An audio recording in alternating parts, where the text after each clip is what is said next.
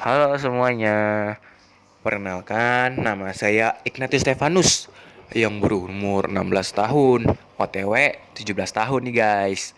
Nah, di sini aku mau ngejelasin tentang jaringan tumbuhan. Kalau di dalam buku biologi terletak pada bab 2. Nah, aku juga mau nanya ke kalian, tahu nggak sih jaringan tumbuhan itu apa? Jaringan tumbuhan itu adalah sekumpulan sel yang mempunyai bentuk, struktur, dan fungsi yang sama pada tumbuhan. Lalu, jaringan tumbuhan itu terdiri dari dua loh. Yang pertama, jaringan meristem. Kedua, jaringan dewasa. Kita bahas dari jaringan meristem dulu nih guys. Pertama, jaringan meristem itu jaringan yang aktif membelah dan belum mengalami diferensiasi. Jaringan meristem memiliki dinding sel yang tipis, nukleus berukuran besar, mengandung sitoplasma padat, tidak menyimpan cadangan makanan, vakuola kecil bahkan tidak ada, dan bersifat totipotensi tinggi. Lalu jaringan meristem berdasarkan asalnya loh, ada dua jenis. Pertama, jaringan meristem primer. Jaringan muda berasal dari sel embrionik, terdapat pada ujung batang dan akar, membuat akar dan batang bertambah panjang.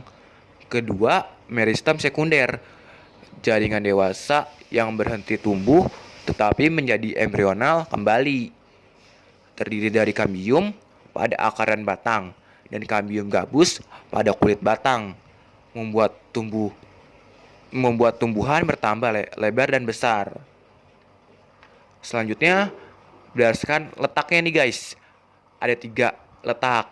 Yang pertama itu meristem apikal, terdapat pada ujung batang dan akar, sehingga akar bertambah panjang dan batang bertambah tinggi.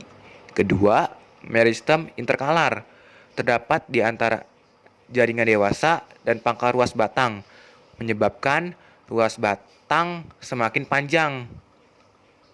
Ketiga, meristem lateral, terletak pada bagian samping, contohnya kambium dan kambium vaskuler, menyebabkan batang menjadi semakin lebar.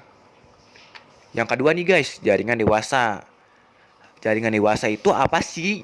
Jadi, jaringan dewasa jaringan yang selnya sudah berhenti membelah dan mengalami diferensiasi. Jaringan dewasa ukurannya relatif lebih besar, terdapat ruang antar sel, dinding sel mengalami penebalan, vakuola berukuran besar, dan sitoplasma sedikit.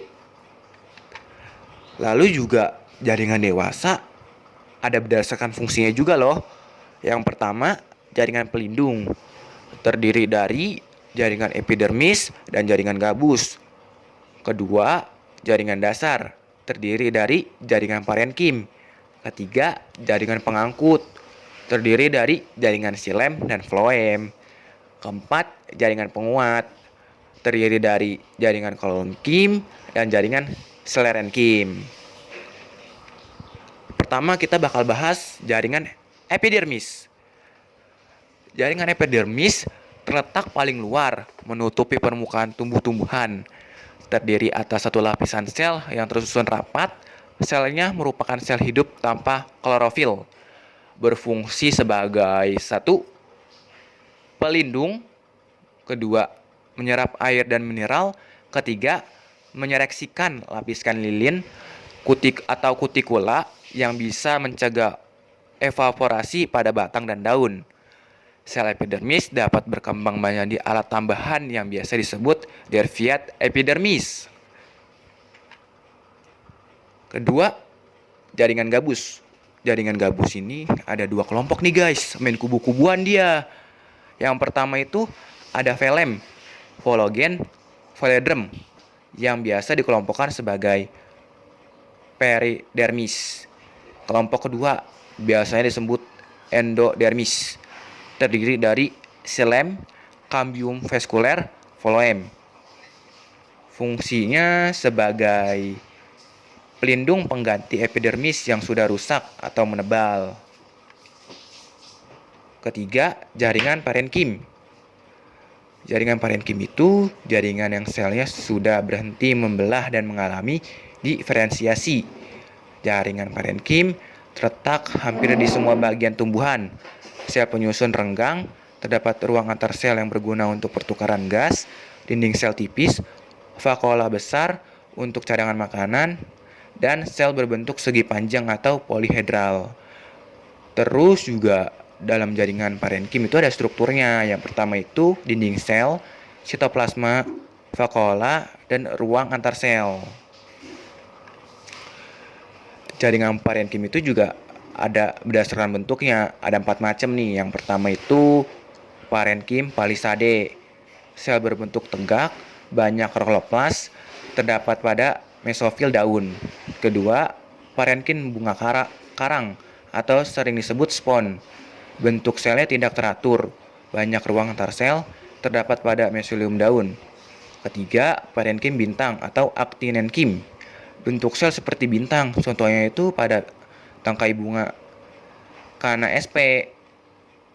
Selanjutnya keempat, parenkim lipatan.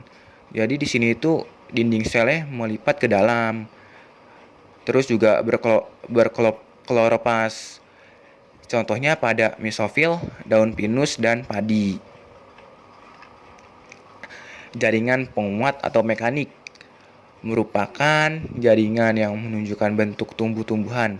Selnya kuat dan tebal serta telah mengalami spesialisasi. Fungsi jaringan penguat: 1. Sebagai penegak dan penguat daun. 2. Melindungi embrio biji. 3. Melindungi tumbuhan dari gangguan mekanis. 4. Memperkuat jaringan aerenkim. 5. Melindungi jaringan pengangkut. Jenis jaringan penguat ada 2 nih guys, yang biasanya disebut kolenkim dan sklerenkim. Jaringan kolenkim. Jaringan kolenkim itu merupakan organ penguat pada organ tumbuhan yang masih aktif membelah. Terdapat pada akar, batang, daun, bunga, dan buah yang terkena cahaya matahari atau sinar matahari. Tersusun atas sel hidup. Dinding sel tidak ada lignin, tetapi mengandung selulosa, pektin, dan hemiselulosa. Selanjutnya, jaringan sklerenkim. Jaringan sklerenkim merupakan jaringan penguat pada organ tumbuhan yang telah berhenti membelah dan tidak mengalami pertumbuhan.